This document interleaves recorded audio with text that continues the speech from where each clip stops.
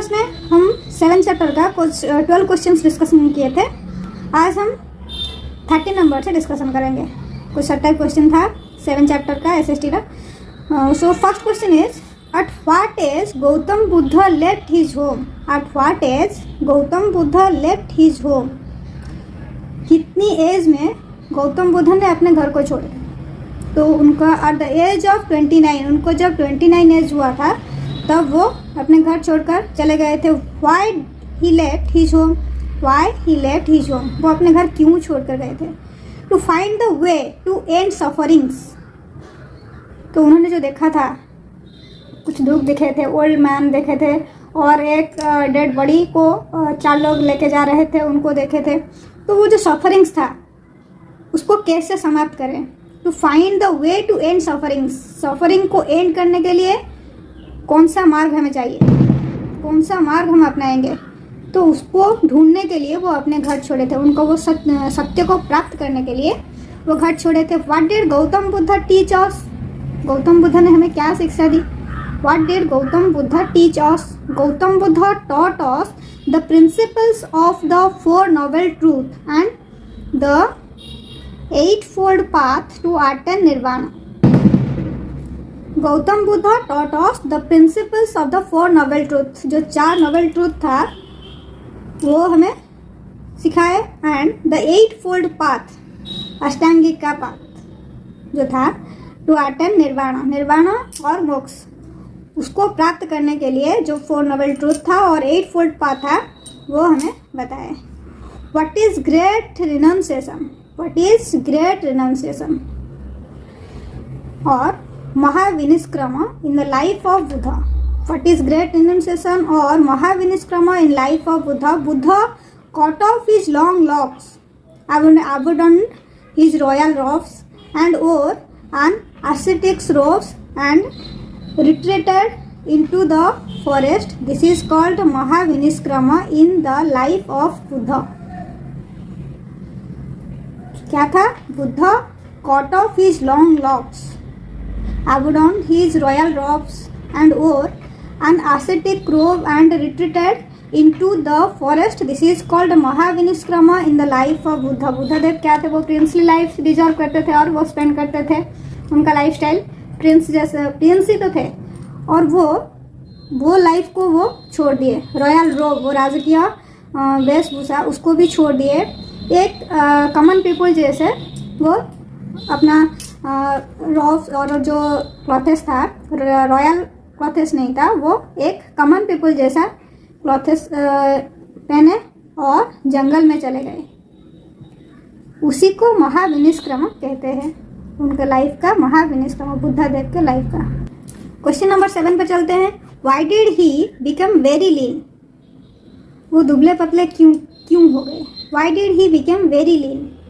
For 6 years he spent in penance without any food, so he became very lean.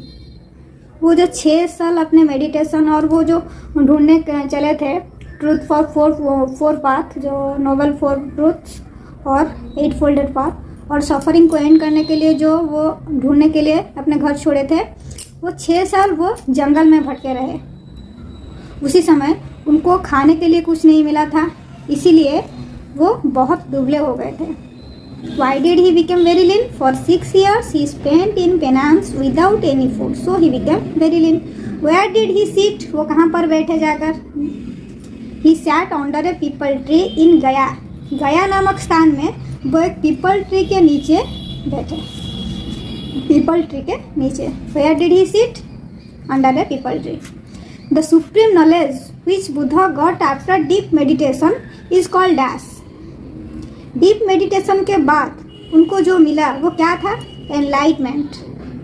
Enlightenment मिला। वो deep meditation के बाद, जो people tree के नीचे वो डीप मेडिटेशन में बैठ गए, तो उसके बाद उनको जो प्राप्त हुआ वो क्या था? Enlightenment. By which name the people tree was known after that? उसके बाद वो जो जिस पेड़ के नीचे बैठे थे, जो पीपल ट्री के नीचे बैठे थे, उसको क्या कहा गया? उस ट्री को क्या कहा गया? बोधि ट्री। बोधि ट्री। उस ट्री का, पीपल ट्री का नाम रखा गया बोधि tree. The place where he attained awakening is known as dash. The place where he attended awakening is known as dash. बोध गया, जिस प्लेस पर वो बैठे थे उस जगह को क्या कौन सी नाम से जाना गया बाद में? बोध गया, जिसको हम आज भी बोध गया कहते हैं, बोध गया। क्वेश्चन नंबर 12 पर चलते हैं। क्वेश्चन नंबर 12 में क्या है? What are 4 noble truth. वो जो 4 नोबल ट्रूथ था गौतम बुद्ध ने दिए थे, वो 4 नोबल ट्रूथ क्या था? Life is full of sufferings, that means दुख। लाइफ जो ये हमारा लाइफ जो है वो सफरिंग से फुल है, दुख से भरा हुआ है। The cause of this sorrow is desire, the cause of this sorrow is desire. Getting rid of desire and wants will lead to peace and end of sufferings, nirodha.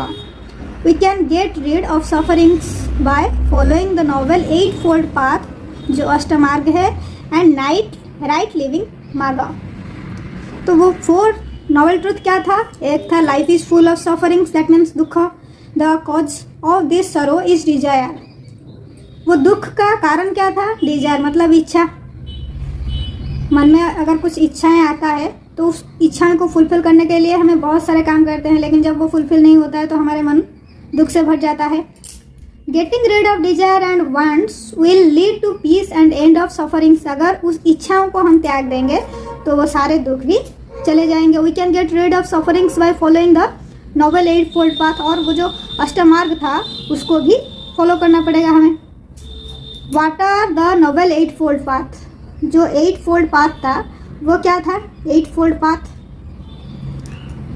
Right view, right aspirations, right speech, right action, right livelihood, right efforts, right mindfulness, right contemplation और concentration. ये था the noble eight fold path. Okay, right view, right aspirations, right speech, right action, right livelihood, right effort, right mindfulness, right contemplation and or concentration. In which place Buddha gave his first sermon after he attained enlightenment? In which place Buddha gave his first sermon after he attained enlightenment? Enlightenment प्राप्त करने के बाद कौन सी place में वो अपना first sermon दिए थे? धमेक स्तूप एट सारनाथ। सारनाथ के एक स्तूप का नाम था क्या? धमेक स्तूप। वहाँ पर वो अपना फर्स्ट सर्मन दिए थे, सारनाथ के धमेक स्तूप। इस वीडियो में हम क्वेश्चन नंबर 13 से लेकर 24 तक यहाँ पर डिस्कशन हुआ है, और बाकी जो क्वेश्चन है वो हम नेक्स्ट वीडियो में देखेंगे। इस वीडियो को देखने के लिए थैंक यू। चैनल को सब्सक्राइब जरूर कीजिए।